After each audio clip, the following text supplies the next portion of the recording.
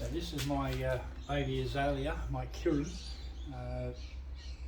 Pink flowers, about the size of a 10-cent piece, beautiful. Anyway, it's too big. It's got beautiful form in the trunk. I'll just move it around to the front for you. So beautiful form there, but it's too leggy, so I've got to bring it back.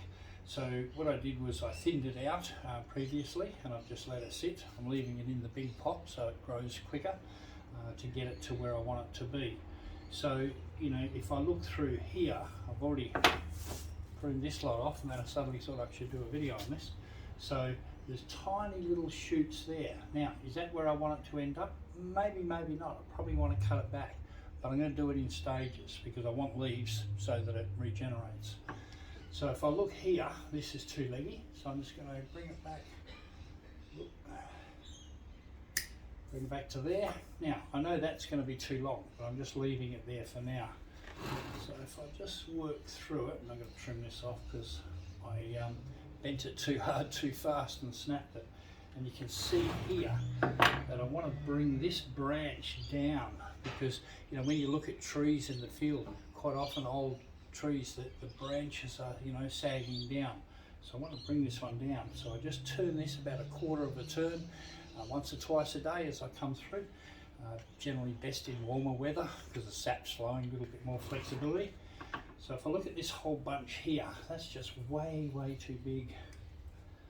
So I would normally take that to a shoot going outwards, but I know that I'm probably gonna be doing this again.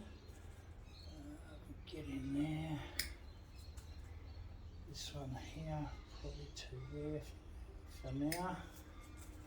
And this one here, there. I can probably actually take that back a little bit more. So you can see we're starting to get some form, so I'm going to get rid of this.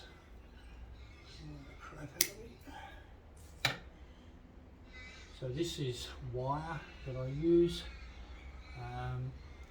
to help form up and shape branches, repoint them in a different direction, cause them to go down, different ways to do that. But I got a little bit zealous. The important thing when you're using the wire, it's a copper wire, well generally you can use an aluminium as well, is to make sure that you don't wrap it tight around the bark, because the last thing you want to do is wrap it tight, and then as the trunk grows, it'll actually cause scarring, so you don't want that. That's a bit cleaner. I'll leave that little stump. So if I go through here quickly,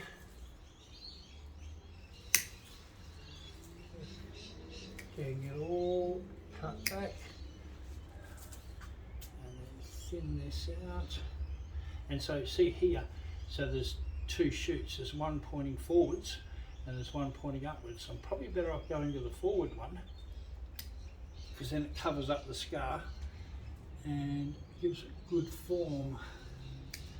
And as I said, I will likely be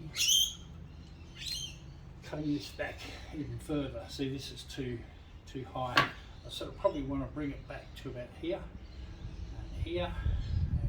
Here, I'm going to cut that back now.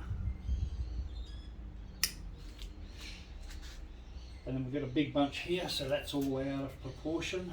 And you can see that I'm scaling down in size. So there's the thickness of the branch there, thickness there, so it goes on. So I'm probably going to take it to there. Now it's not a smooth cut. I've got a big lumpy bit there, so I've got to get my other cutters to smooth that down to help taper it. It's just too much. I'm going to do a rough cut on that, and then I'll get my other cutters and I'll start to taper that down, but probably want to bring that back to about there. Anyway, you can see that that's now got a lot better form and is starting to actually look bonsai-ish. Cool.